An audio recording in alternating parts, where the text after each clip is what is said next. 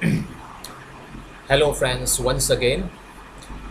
અગાઉ આપણે ઘણા બધા વિડીયોઝ બનાવેલા છે અને તમે યુટ્યુબ પર ઘણા વિડીયોઝ જોયા પણ હશે અને આઈ એમ શ્યોર દેટ જે ઇમ્પોર્ટન્ટ પોઈન્ટ્સ છે ઇમ્પોર્ટન્ટ પોઈન્ટ્સને તમે નોટ ડાઉન પણ કરેલું હશે. હવે રીડ વન જે કેન યુ ઇન્સ્ટોલ લવ અને સેકન્ડ જે રીડ હતો યુનિટ નંબર વનમાં જે પોએમ હતી sunrise on the Kanchenjunga. We have already discussed with some videos, આપણે એનું ડિસ્કશન કરી ગયા છે. હવે આજે આપણે આગળ જઈશું read number one of unit number second. This unit is about Walt Disney. Now, Walt Disney's character is very, very famous. આપણે જાણીએ છીએ. So, this particular read is a bit long, પણ આપણે પાર્ટ વન આજે complete કરીશું. Part one means we will take one or two paragraphs today. We will not take too many paragraphs so that તમે એક બે paragraph આજે સમજી શકો તો નેક્સ્ટ વિડીયોમાં બીજા પેરેગ્રાફ સમજવામાં ઇઝી રહેશે. So let's try to understand this Walt Disney. It's very simple, very interesting and a very informative read છે એવું કહી શકાય. કેટલીક વોકેબ્યુલરી પણ સાથે સાથે આપણે જોતા જવાનું છે. ગ્રામેટિકલ જે સ્ટ્રક્ચર છે એટલે કે આપણે આ જે લેંગ્વેજ ફંક્શન્સ છે જે પણ આમાં આવતા જશે એ પણ આપણે જોઈશું. બટ બિફોર વી સ્ટાર્ટ, આપણે જ્યારે વોલ્ટ ડિઝનીને સમજવાની કોશિશ કરવાની છે તો એ પહેલાં આપણે સમજવાનું એ છે કે what do we know about Walt Disney, આપણે કેટલું જાણીએ છીએ.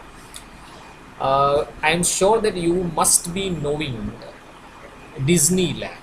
ડિઝનીલેન્ડ વિશે આપણે બધા જાણતા હોઈએ છીએ અને આપણે જાણીએ છીએ અને ઘણા બધા કાર્ટૂન્સ જે છે, કાર્ટૂન સિરીઝ જે છે એ અવેલેબલ છે યુટ્યુબ પર અને ઘણા બધા વિડીયોઝ પણ અવેલેબલ છે. વી understand it, but we don't know much about the character of volt Disney. આપણે એના કેરેક્ટર વિશે એટલું જાણતા નથી.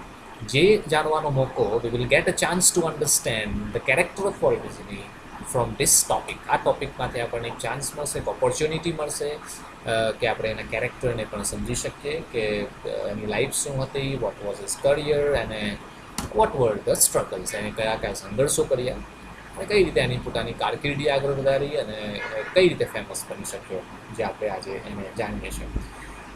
So let's see sum of the pictures on internet. અહીંયા કેટલાક પિક્ચર્સ તમે ડિઝનીલેન્ડના જોઈ શકો છો અને હું બતાવવાની કોશિશ કરું છું તમને કે કયા કયા એવા પિક્ચર્સ છે કે જે ઇમેજિનેટિવ લાગે છે આપણને, જેને થીમ પાર્કનું કહેવાય છે. Disneyland is also a theme park which was originally built in California. જેનું ફર્સ્ટ સ્ટ્રક્ચર એવું કહેવાય છે થીમ પાર્ક જે બનાવવામાં આવ્યો એ અમેરિકાના કેલિફોર્નિયામાં બનાવવામાં આવેલો. અહીંયા તમે જોઈ શકો છો કે કેટલાક સ્ટેચ્યુઝ દેખાય છે તમને ઘણી બધી ઇમેજીસમાં. આ એક ઇમેજ છે, બીજી એક ઇમેજમાં તમે વધારે ક્લોઝર લુકથી આ એક જોઈ શકો છો. સો આ એક ડિઝનીલેન્ડ છે જેમાં કેટલીક બિલ્ડિંગ સ્ટ્રક્ચર છે. Most of the pictures almost તમે જોશો તો એક જ પ્રકારના લાગે છે, બટ પિક્ચર્સ આર વેરાયન્ટ. એના કલર અને જે ઇન્ટરનેટમાં કેટલીક એડિટિંગ કરીને બનાવેલા પિક્ચર્સ હોય છે. આ એક ઇમેજિનેટિવ પ્લેસ છે. ઇમેજિનેટિવ પ્લેસ છે જ્યાં ડિઝનીલેન્ડમાં ઘણા લોકો વિઝિટ કરતા હોય છે અને આનું જે કેરેક્ટર છે ડિઝનીલેન્ડનું એ જાણીતું છે જસ્ટ ફોર ઇમેજિનેટિવ આઈડિયાઝ, એટલે કે કાલ્પનિક વાતો અને કાલ્પનિક કેરેક્ટર્સ માટે જાણીતું છે. તો એક વધારે બીજું એક પિક્ચર્સ તમે ક્લોઝલી આ જોઈ શકો છો કે જે ક્લિયરલી બતાવે છે કે એક્ઝેક્ટલી કઈ રીતનું સ્ટ્રક્ચર હોઈ શકે, જે તમારા માઇન્ડમાં એક પિક્ચર આવી શકે કયા પ્રકારનું ડિઝનીલેન્ડ હોઈ શકે છે. કેટલાક બીજા પિક્ચર્સ પણ અહીંયા અવેલેબલ છે જેમાં કેટલાક પીપલ જે આપણે કેટલાક કેરેક્ટર્સ તમે જોઈ શકો છો કે જે અહીંયા બનેલા છે. એમના ડ્રેસીસ પરથી, એમના કોસ્ચ્યુમ પરથી પણ આપણને ખ્યાલ આવે કે આ એક ઇમેજિનેટિવ કેરેક્ટર બનાવવામાં આવેલું છે. સાથે સાથે કેટલાક બીજા pictures, last picture if you can see then we can see here some people. કેટલાક લોકો પણ અહીંયા વિઝિટ લેતા હોય એવું જણાય આવે છે અને આ એક ડિઝનીલેન્ડનું સ્ટ્રક્ચર બતાવવાની કોશિશ કરી છે. એટલા માટે કે આપણે ડિઝનીલેન્ડને એટલા માટે સમજવું જોઈએ કે ડિઝનીલેન્ડનું જે ક્રિએટર છે વોલ્ટ ડિઝની, એને શું બનાવ્યું છે એનો આઈડિયા પહેલાં હોય તો આપણે એના લાઈફ વિશે પણ પહેલાં જાણી શકીએ કે આટલા ફેમસ બનવા પાછળ શું કારણ છે, કઈ રીતે એ બની શક્યા આટલા ફેમસ, અને કેમ આટલી બધી એમની પાસે એબિલિટીઝ હતી અને કઈ રીતે આ એબિલિટીઝને કલેક્ટ કરી શક્યા અને આટલું મોટું ઇમેજિનેટિવ પ્લેસ બનાવી શક્યા, અને કેટલા કાર્ટૂન સિરીઝ પણ એ બનાવી શક્યા. તો let's now start with our unit. Title is very interesting. Unforgettable Walt Disney. Try to figure out spelling. સ્પેલિંગને પણ સમજવાની કોશિશ કરવાની છે આપણે. Unforgettable Walt Disney. Unforgettable means we cannot forget. આપણે જેને ભૂલી શકતા ના હોય, એઝેક્ટિવ તરીકે યુઝ થાય છે. એક્ઝેક્ટિવમાં શું હોય છે કે જે નામ હોય છે, નામની આગળ આ પ્રકારના વર્ડ્સ યુઝ કરવામાં આવતા હોય છે. ગુજરાતીમાં આપણે એને વિશેષણ કહેતા હોય છે, અને વિશેષણની વિશેષતા જ એ છે કે જે નાઉન જે છે, નાઉન એટલે નામ જે છે એના અર્થમાં વધારો કરી આપે છે. અને અનફર્ગેટેબલ વોલ્ટ ડિઝની એક નામ છે, અને એની આગળ એક એક્ઝેક્ટિવનો યુઝ કરીને આપણે બનાવેલું છે અનફર્ગેટેબલ વોલ્ટ ડિઝની, એટલે કે એવો વ્યક્તિ કે જે ભૂલી ના શકાય. Unforgettable, we can not forget the person. Okay, જેમ ઘણા બધા ઇન્ટેલિજન્ટ પીપલ જાણીતા છે આખા વર્લ્ડમાં, not only in India but throughout the world, જેમને કહી શકાય કે આપણા સર આઇઝેક ન્યૂટન જે છે, જે જાણીતા છે, સાયન્સના સ્ટુડન્ટ્સ આને સમજી શકે છે વધારે, અને આપણે પણ બધા જ સ્ટુડન્ટ સમજી શકીએ, કેમ કે આપણે વિજ્ઞાનમાં આના વિશે બેઝિક અન્ડરસ્ટેન્ડિંગ હોય છે. કે sir Isaac newton is known for gravitational force, એટલે કે જે ગુરુત્વાકર્ષણ બળની જે થિયરી છે એની પાછળ જાણીતા વ્યક્તિ તરીકે આપણે જોઈએ છે સર આઇઝેક ન્યૂટન. એ જ રીતે Albert Einstein is also known for his different theory, અલગ થિયરી એમની પણ પોતાની છે, અને એમના ઇન્ટેલિજન્ટ પોર્શન્સ વધારે બતાવવામાં આવે છે, એટલે કે એમનો આઈક્યુ પાવર, બુદ્ધિઆંક જેને કહેવાય, કે જે ઘણો ઊંચો હતો સામાન્ય લોકોની તુલના કરતાં, કમ્પેરિઝનમાં. તો એવું પણ વોલ્ટ ડિઝની સાથે પણ છે કે વોલ્ટ ડિઝનીનો જે આઈક્યુ પાવર હતો, ઇન્ટેલિજન્ટ ક્વેશ્ચન્સ હતો, એ ઘણા લોકો એવું માને છે એમની બુક્સમાંથી અથવા તો જે કેટલાક રિસર્ચ પેપરમાંથી કે એમનો આઈક્યુ પણ વધારે હતો અને એ કોમન મેન કરતાં ડિફરન્ટ હતા. Okay, no problem with that, but now let's start with read one. My brother Walt is no more. Yet his influence lingers like a living presence over the studio where he turned out the cartoons, nature films, and feature movies that made him known and loved around the world. This is simple 3-4 lines. આમાં ઘણા શબ્દો છે જે કેટલાક આપણે જાણીએ છીએ, કેટલાક આપણે કદાચ કન્ફ્યુઝ પણ હોઈશું, કેટલાક ક્લિયરલી નહીં જાણતા હોય, but no worry about that.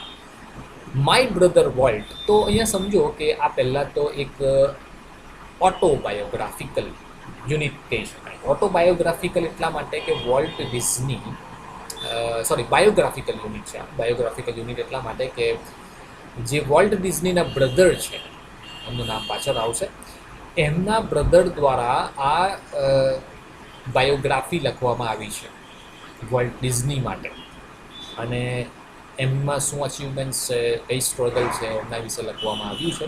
તો જ્યારે કોઈ એક વ્યક્તિ બીજા વ્યક્તિના લાઈફ વિશે લખતો હોય તો એને આપણે કહીશું બાયોગ્રાફી. BIOGRAPHY, biography.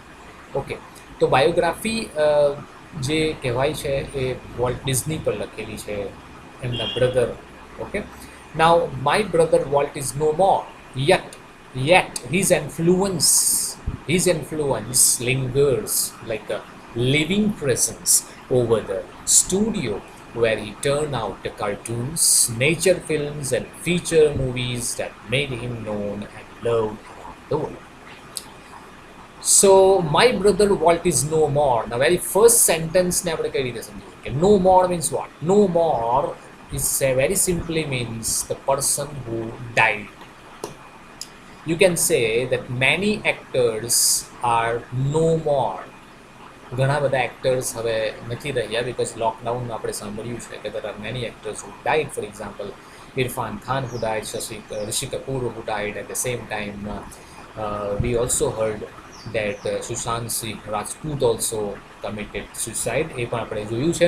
બટ અહીંયા my brother Walt is no more એનો મિનિંગ એ થાય કે my brother Walt died, died, મૃત્યુ પામ્યા. Yet એક કોન્ટ્રાસ્ટ બતાવે હોય છે. લેંગ્વેજ ફંક્શનમાં આ સમજવાનું છે તમારે. યેટનો ઉપયોગ થાય છે લેંગ્વેજ ફંક્શન બતાવવા માટે. કયું language function? Contrast. Yet his ઇન્ફ્લુઅન્સનો મિનિંગ સિમ્પલી આપણે કરી શકીએ ઇફેક્ટ. Effect EFFECT effect. તો ઇફેક્ટનો મિનિંગ શું થાય છે? અસર. ઓકે, સો હિઝ ઇન્ફ્લુઅન્સ લિંગર્સ, હજુ પણ એની અસર ચાલુ છે. લિંગર્સ લાઈક અ લિવિંગ પ્રેઝન્સ. પ્રેઝન્સ એટલે એની હયાતી હોય, હજુ પણ જીવતા હોય એવું લાગી રહ્યું છે. ઓવર ધ સ્ટુડિયો, એક સ્ટુડિયો જે બનાવેલો હતો વોલ્ટ ડિઝનીએ ત્યાં, where he turn out the cartoons, nature films and feature movies. કે એક સ્ટુડિયોમાં બેસીને જે પોતે મૂવીઝ બનાવતા હતા, ફીચર મૂવીઝ બનાવતા હતા. ફીચર એટલે કોઈને કોઈ topic related, simply connected with one idea, કે જ્યાં એક જ આઈડિયા સાથે જોડાયેલા કેટલાક મૂવીઝ બનાવતા હતા, નેચર ફિલ્મ્સ બનાવતા હતા અને કેટલાક કાર્ટૂન્સ બનાવતા હતા. એ સ્ટુડિયો એ મૃત્યુ પામ્યા પછી પણ એવું લાગે છે કે હજુ ત્યાં જીવિત છે. સ્ટુડિયો જોઈને એવું લાગે છે. ન બ્રધરને that made him known and loved around the world. અને એનાથી એ ફેમસ થયા. સ્ટુડિયોમાં બનાવેલા cartoons, nature films, feature movies, એનાથી એ ફેમસ બની ગયા. તો નાવ ટ્રાય ટુ અન્ડરસ્ટેન્ડ. અહીંયા બે પોઈન્ટને સમજવાના છે, બે વર્ડ ખાસ સમજવાના છે. One is influence, means effect, impact, અસર જેને કહી શકાય. At the same time that is another word is presence, એટલે હયાતી. નાવ પ્રેઝન્સનો જે આપણે ઓપોઝિટ વર્ડ લઈએ તો absence, you can understand. Okay, right. તો અહીંયા ત્રણ વર્ડને સમજો: cartoons, nature films and feature movies. Try to remember the spelling of feature, try to remember the spelling of cartoons. આ બે સ્પેલિંગ્સ. અને try to remember the spelling of influence, try to remember the spelling of presence. આ કેટલાક શબ્દો એવા છે કે જેને આપણે સમજવા જરૂરી છે. We have to understand very clearly. Now, even now, as I walk around the studio crew, I half expect to encounter that tall country boy figure, head bowed in thought about some new project. Try to understand. Walt Disney was an imaginative person. What kind of person? Imaginative person. પહેલાં અહીંયા એ સમજી લો, ભલે અહીંયા word આપેલો નથી, પહેલાં એડવાન્સમાં આપણે સમજી લઈએ કે આ વર્ડ આવી શકે છે ઘણી વાર આગળ. તો અહીંયા એક વર્ડ આવે છે ઇમેજિનેટિવ. હવે એને આપણે સમજવાની કોશિશ કરીએ. એનું તમને જે મિનિંગ છે એ પણ સમજવાની કોશિશ કરું છું, સમજાવવાની કોશિશ કરું છું. અને પ્રોનાઉન્સિએશન પણ આપણે જોઈ શકીએ છીએ. ઇમેજિનેટિવ જેનું પ્રોનાઉન્સિએશન બ્રિટિશમાં થાય છે અને અમેરિકનમાં ઇમેજિનેટિવ થાય છે. તો ઓલમોસ્ટ સેમ છે. તો એને સમજવાની કોશિશ એ કરીએ કે એનો મિનિંગ શું છે. Having or showing new, different and interesting idea. એટલે એવી આઈડિયા બતાવવી કે જે ઇન્ટરેસ્ટિંગ હોય, ડિફરન્ટ હોય, યુનિક હોય, બીજા કરતાં અલગ પડતી હોય અને કંઈક નવું હોય, કે જે એવું કંઈક કામકાર કરે, એવું એક્શન કરે, એવો કંઈ વિચાર આવે વ્યક્તિના માઇન્ડમાં કે જે બીજા કરતાં અલગ હોય. That is called imaginative. Okay, તો અહીંયા આપણે એ સમજવાનું છે. એનું એક્ઝામ્પલ અહીંયા આપેલું છે કે you will need to be a little more imaginative if you want to hold that attention. જો તમારે લોકોનું ધ્યાન જાળવી રાખવું પડે તો તમારે ઇમેજિનેટિવ બનવું પડે. તો તમે અહીંયા ઇમેજિનેટિવ વર્ડને આઈ એમ શ્યોર દેટ સમજી ગયા હશો. હવે આપણે આગળ ચાલીએ છીએ, બીજા કેટલાક વર્ડ લેવાની કોશિશ કરીશું. ઇવન નાવ એટલે હવે પણ, હજુ હમણાં પણ, એમના મૃત્યુ પછી પણ. As I walk around the studio, જેવો હું એમના સ્ટુડિયોમાં ફરું છું. ક્રૂ એટલે કે એના સ્ટુડિયોમાં જે અલગ અલગ જે બેન્ચ છે, અલગ અલગ જે પ્રકારના કાર્ટૂન્સ બનાવેલા છે, એને જ્યાં હું જોવાની કોશિશ કરું છું. I half expect to encounter that. મને લગભગ એવું લાગે છે. હાફ એક્સપેક્ટ એટલે અડધું એક્સપેક્ટ નહીં, મીન્સ કે મને લગભગ એવું લાગે છે. I half expect to encounter that. What is encounter? Generally એન્કાઉન્ટરનો મિનિંગ આપણે સમજીએ છીએ, મૂવીઝમાં એવું આવે છે એન્કાઉન્ટર મીન્સ સમબડીને આપણે કોઈને શૂટ કરી નાખે, કોઈ હીરો, કોઈ villain, that's encounter. But not that encounter. એન્કાઉન્ટરનો અહીંયા મિનિંગ થશે મીટ.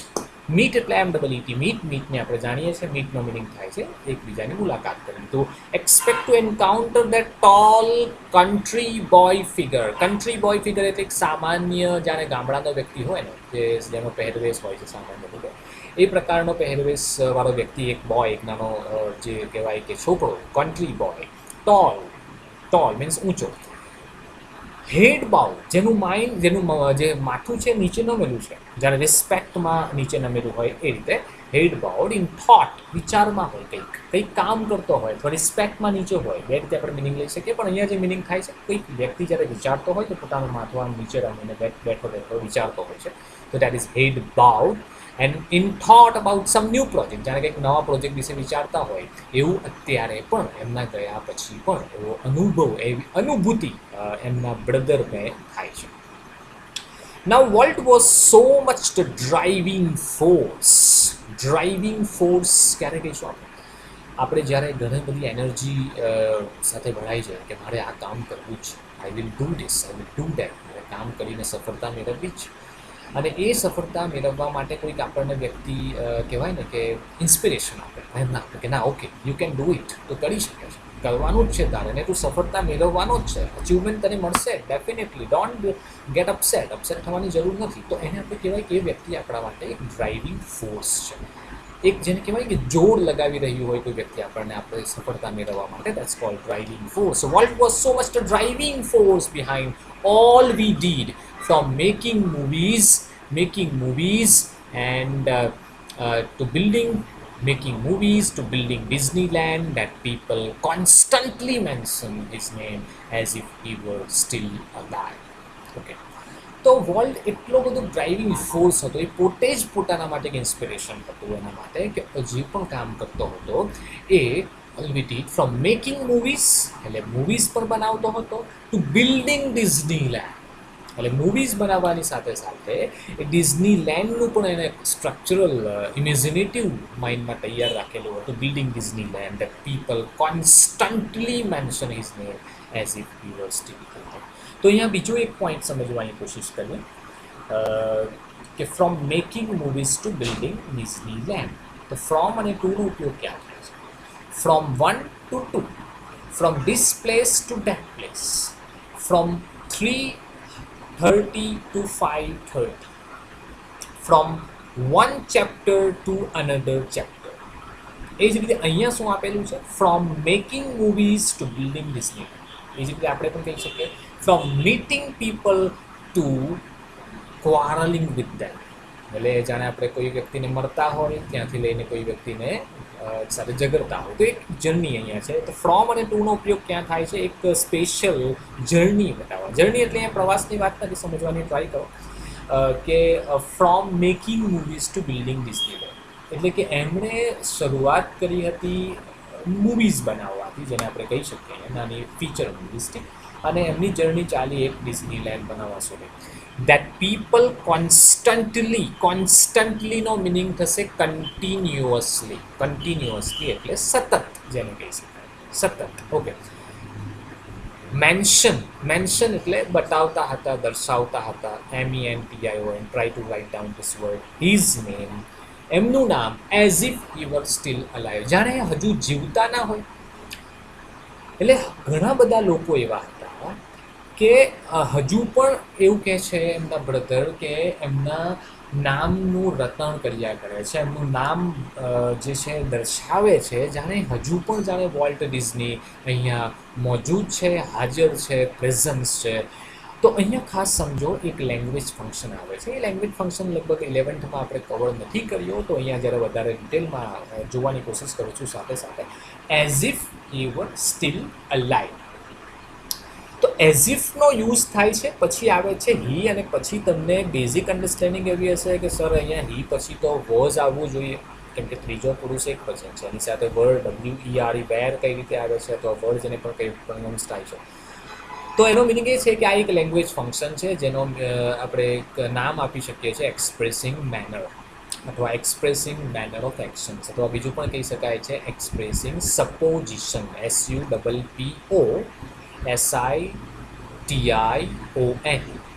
ઓકે. એને મોટાભાગે અઝમ્પશન, ધારણા અહીંયા કહી શકાય છે. Okay. As if he were still alive, કે જાણે લોકો એવું માનતા હોય કે હજુ જીવતા ના હોય, as if he var alive. તો આપણે પણ બીજું એક એક્ઝામ્પલ એનું લઈ શકીએ કે he plays as if he were Sachin Tendulkar. એક સિમ્પલ એક્ઝામ્પલ લીધું એવી રીતે રમે છે કે જાણે સચિન તેંડુલકર ના હોય. Okay, I still believe that he can do work as if he were the master. હું હજુ પણ માનું છું કે હજુ કામ કરી શકે છે જાણે કોઈ મોટો માસ્ટર ના હોય, એક્સપર્ટ ના હોય.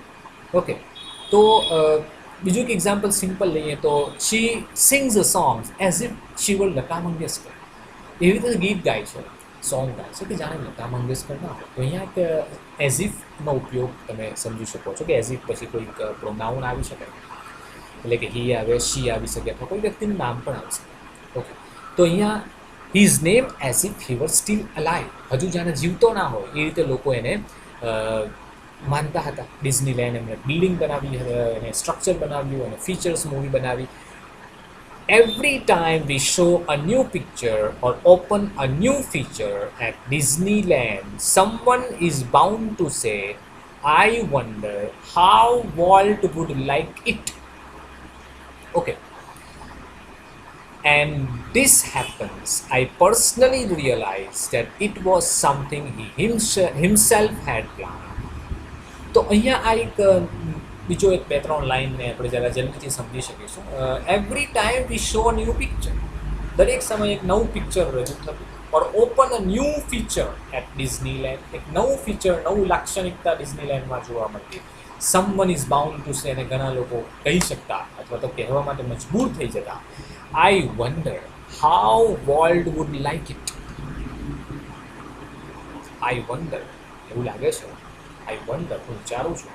વ્યક્તિ કેટલાક એવું પણ કહેતા કે how Walt would like it, વોલ્ટને કેવું ગમ્યું હશે. ઓકે, વોલ્ટને કેવું લાગ્યું હશે અથવા કેવું લાગ્યું હોત, એવું પણ કહી શકાય ને. Okay, and when this happens I personally realise that it was something he himself had plan.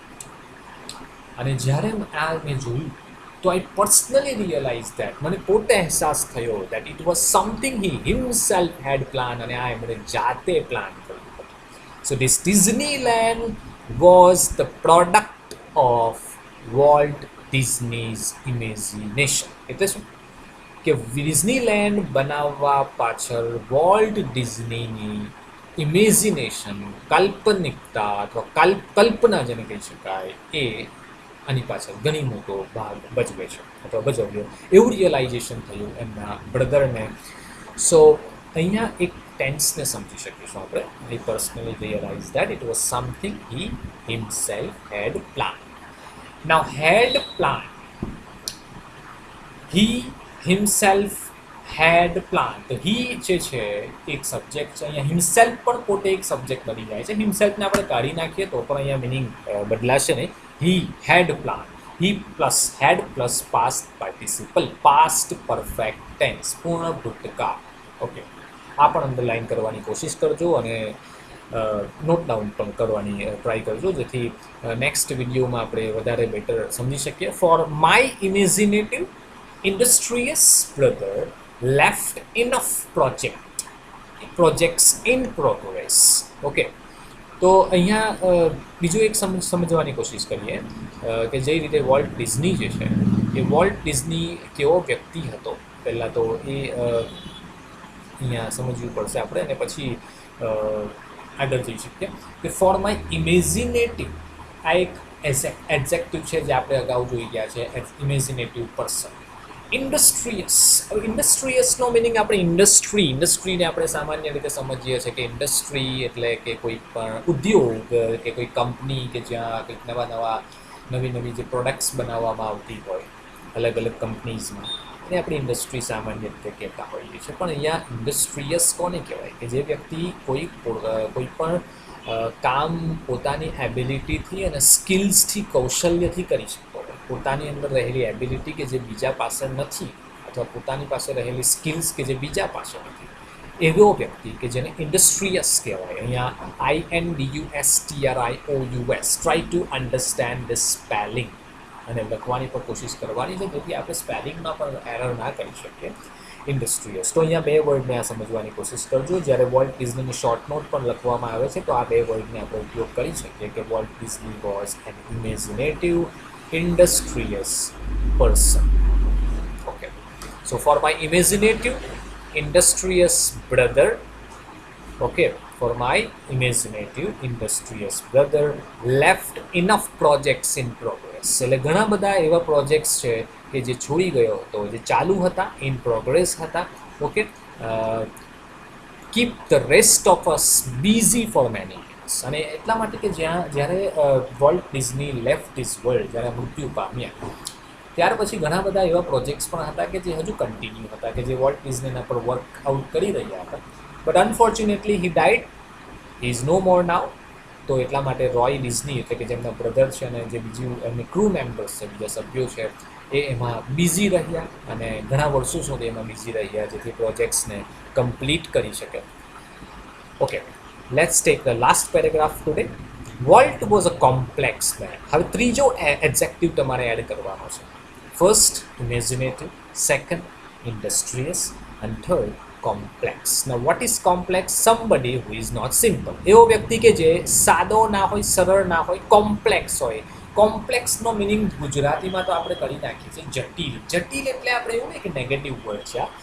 એવો વ્યક્તિ કે જે સારો પણ હોઈ શકે છે, પણ એને સમજવો મુશ્કેલ હોય છે. Complex man. His ideas were different. એની જે વિચારો હતા, એના થોટ્સ પ્રોસેસ હતી, એ ડિફરન્ટ હતી બીજા કરતાં. એટલા માટે એને કહી શકાય કે કોમ્પ્લેક્સ મેન. કોના માટે કોમ્પ્લેક્સ હતો? To the writers, producers and animators who worked with him. He was a genius.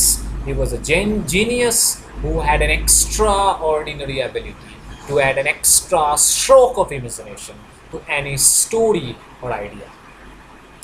તો જે રાઇટર્સ હતા, જે કન્ટેન્ટ રાઇટર્સ હોય, કોઈ પણ ફિલ્મ બનાવવી હોય તો ફિલ્મ બનાવવા માટે રાઇટર્સ વિધાઉટ તો બની શકતી નથી. તો જે રાઇટર્સ હતા, એ રાઇટર્સ માટે પ્રોડ્યુસર્સ હતા. પ્રોડ્યુસર્સ કોને કહેવાય છે? પ્રોડ્યુસર્સ તેને કહેવાય છે કે જે કોઈ ફિલ્મ બનતી હોય તેના માટે જે ફિનાન્શિયલ, એટલે કે ફાઇનાન્શિયલ જે આપણે બોલીએ છીએ, ફાઇનાન્શિયલ એટલે આર્થિક જે ભંડોળ ઊભું કરનાર વ્યક્તિ હોય, જે એમાં કહી શકાય કે પોતાનું મની મેકિંગ પાવર જે હોય એની પાછળ મૂવી બનાવવાનો, તો એ વ્યક્તિ પ્રોડ્યુસર હોય છે. ઓકે, કે જે પોતે મની ઇન્વેસ્ટ કરે છે કોઈ પણ પ્રોજેક્ટમાં અથવા તો મૂવી બનાવવામાં, જે પ્રોડ્યુસર હોય છે. અને જે ડાયરેક્ટર હોય છે, એ ડાયરેક્ટર મૂવીને ડિરેક્ટ કરે છે. એટલે કે જે મેમ્બર્સ હોય છે, જેમાં એક્ટર્સ હોય છે, એક્ટ્રેસીસ હોય છે, બીજા કેટલાક અધર જે મેમ્બર્સ હોય છે, એમને ડાયરેક્ટ કરવાનું, એમને સીન પ્રોવાઈડ કરવાનું, કઈ રીતે પરફોર્મ કરવાનું છે, એ ડાયરેક્શન આપનાર વ્યક્તિ ડાયરેક્ટર કહેવાય છે. અને એનિમેટર્સ, અહીંયા એનિમેટર્સનો મિનિંગ થશે એક્ટર્સ. એક્ટર્સ એટલે કે જે એકચ્યુઅલી જે પરફોર્મ કરી રહેલા છે, જે હીરોઝ છે, એની વાત છે. તો એનિમેટર્સ હુ વર્ક વિથ હિમ, જે રાઇટર્સ એની સાથે કામ કરતા હતા, એમની સાથે કામ કરતા હતા, જે એનિમેટર્સ, એક્ટર્સ એમની સાથે કામ કરતા હતા, જે પ્રોડ્યુસર્સ એમની સાથે કામ કરતા હતા, એમના માટે હી was a genius person. He was an intelligent person. ઘણો જ ઇન્ટેલિજન્ટ વ્યક્તિ હતો. Who worked with him, he was a genius who had an extraordinary ability to add an extra stroke of imagination to any idea, any story or idea. કે જે કોઈ પણ story અથવા idea માટે એમને એવું લાગતું હતું કે આ વ્યક્તિ પાસે ઘણી એક્સ્ટ્રા ઓર્ડિનરી એબિલિટી છે. ઓર્ડિનરી એટલે સામાન્ય, એક્સ્ટ્રા ઓર્ડિનરી એટલે અતિ સામાન્ય, જે બીજા કરતાં ડિફરન્ટ, અલગ હોય. To the millions of people who watched his TV show, he was a warm, kindly personality, bringing fun and pleasure into their homes. જે કેટલાક લોકો, જે આપણી જેવા લોકો જે વોલ્ટ ડિઝનીના કેરેક્ટર્સને જોતા હતા, એમના માટે એ કેવો હતો? He was a warm man. ઘણો સારો, વોર્મ, હુંફાળો જેને વ્યક્તિ કહી શકાય, કે જેને એવું કહી શકાય કે સોબર, કાઇન્ડલી પર્સનાલિટી એટલે હળવો મિજાજવાળો વ્યક્તિ, દયાવાન, બ્રિંગિંગ ફન, જે પ્લેઝર લાવતો હતો, એન્ટરટેનમેન્ટ લાવતો હતો, એન્ડ પ્લેઝર, આનંદ લાવતો હતો ઇન ટુ ધેર હોમ્સ, કે ટીવી સ્ક્રીન દ્વારા એમના તરફ શું આવતું હતું? એક જાતનો આનંદ અને એન્ટરટેનમેન્ટ મળતું હતું વોલ્ટ ડિઝનીના કેરેક્ટરથી. ઓકે, તો આ એક અહીંયા બીજો એક પોઈન્ટ સમજવાની છે કે બે પોઈન્ટ પહેલાં આપણે ફરીથી રિપીટ કરીએ કે હી વોઝ કોમ્પ્લેક્સ મેન, અને સેકન્ડ પોઈન્ટ એ છે કે જે પ્રોડ્યુસર્સ હતા, જે એનિમેટર્સ હતા, and those people who are we can say other people જે હતા, એમના મેમ્બર્સ માટે એ કેવો હતો? જીનિયસ હતો, ઇન્ટેલિજન્ટ હતો. અને જે સામાન્ય લોકો, millions of people who are watching TV show, તેના શો જોતા હતા, એમના માટે ખૂબ જ વોર્મ અને કાઇન્ડલી એટલે કે દયાવાન વ્યક્તિ હતો. ટુ ધ બેન્કર્સ હુ ફિનાન્સ્ડ અસ, એટલે કે જે બેન્કર્સ હતા, બેંક સાથે, ફિનાન્સ સાથે, ફાઇનાન્સ સાથે આર્થિક રીતે જોડાયેલા જે વ્યક્તિ હતા. I am sure he seems like a wild man. એમના માટે એક વાઇલ્ડ મેન, વાઇલ્ડનો મિનિંગ તમને જંગલી જે કહી શકાય કે જંગલી પ્રાણી માટે વર્ડ વપરાય છે, તો વાઇલ્ડ મેન એટલે જેમ કહી શકાય કે જેના થોટ્સ બીજાથી કમ્પ્લીટલી અલગ પડતા હોય. Wild man, he was kind of wild man, held been for bankruptcy, કે જે બેંકરપ્સીથી ઘણો દૂર. He was different person. He was not involving himself in bankruptcy. બેંકરપ્સીનો મિનિંગ અહીંયા ખાસ કરીને એ થાય કે જે ગુજરાતીમાં સ્પેશિયલ મિનિંગ જો આપણે જાણવાની કોશિશ કરીએ તો જે ખાસ કરીને જે કૌભાંડ થાય છે, મની કૌભાંડ, મની લોન્ડરિંગ કેસ થાય છે, એના બધા જે આજકાલ આપણે સાંભળીએ છીએ, તો એના માટે બેંકરપ્સીનો મિનિંગ જે દેવું એના પરથી આપણે વર્ડ નીકળેલો છે, અહીંયા હું તમને સમજાવવાની કોશિશ વધારે ડિટેલમાં કરું છું કે બેંકરપ્સીનો શું એક્ઝેક્ટ મિનિંગ આપણે કરી શકીએ, કેમ કે આ વર્ડ ઘણો ઇમ્પોર્ટન્ટ છે અને આપણા એક્ઝામ માટે પણ આ પૂછી શકાય એવો છે. તો અહીંયા બેંકરપ્સી જે છે એ શું છે એને આપણે સમજીએ. તો અહીંયા પહેલાં તો સમજીએ કે બેંકરપ્ટ શું છે. તો બેંકરપ્ટ માટે અહીંયા મિનિંગ આપેલો છે. These all words describe a person or business that has little or no money and therefore can not pay what they O.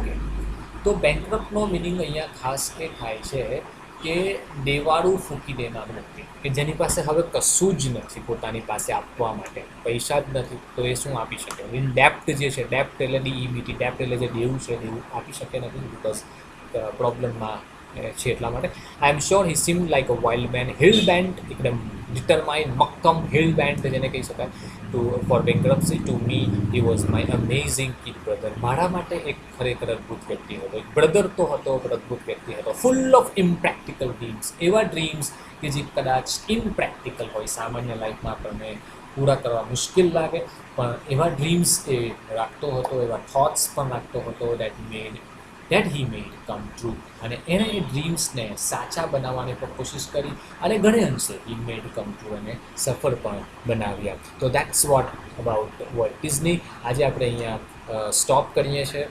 Next વિડીયોમાં આપણે નેક્સ્ટ પાર્ટ પર લઈશું, મીન્સ કે નેક્સ્ટ અધર પેરેગ્રાફ અને ઘણા બધા વર્ડ્સને અને સેન્ટેન્સીસને સમજવાની કોશિશ કરીશું. આજના જે કંઈ પેરેગ્રાફમાં જેટલા પણ વર્ડ્સ જે છે અને રિપીટેડલી તમારે વિડીયોને જોવાનો છે, એના વર્ડ્સને નોટ ડાઉન કરવાના છે, સમજવાની કોશિશ કરવાની છે. સેન્ટેન્સીસ જે બતાવેલા છે એમાં જે લેંગ્વેજ ફંક્શન્સ વિશે અથવા તો બીજી કોઈક ટેન્સ વિશે જે પણ ડિસ્કશન થયું એને પણ નોટ ડાઉન કરવાની ટ્રાય કરવાની છે. If you want to learn something qualitative, જો તમારે સારી રીતે શીખવું હોય તો this is the best way now. આપણે આ રીતે આગળ વધતા રહીશું અને આઈ એમ શ્યોર કે તમને બધાને વિડીયો ગમશે અને તમે એને યુટ્યુબ પર જોશો અને લાઈક પણ કરશો. અને બીજા સ્ટુડન્ટ જે બિચારા કેટલાક એવા પણ છે કે જે શેર નથી કરી શકતા અથવા તો જેમ જોઈ નથી શકતા, એમની પાસે પણ આ વિડીયો પહોંચે અને બધા જ આપણે સાથે મળીને શીખી શકીએ એવી આપણે કોશિશ કરીએ. Thank you very much.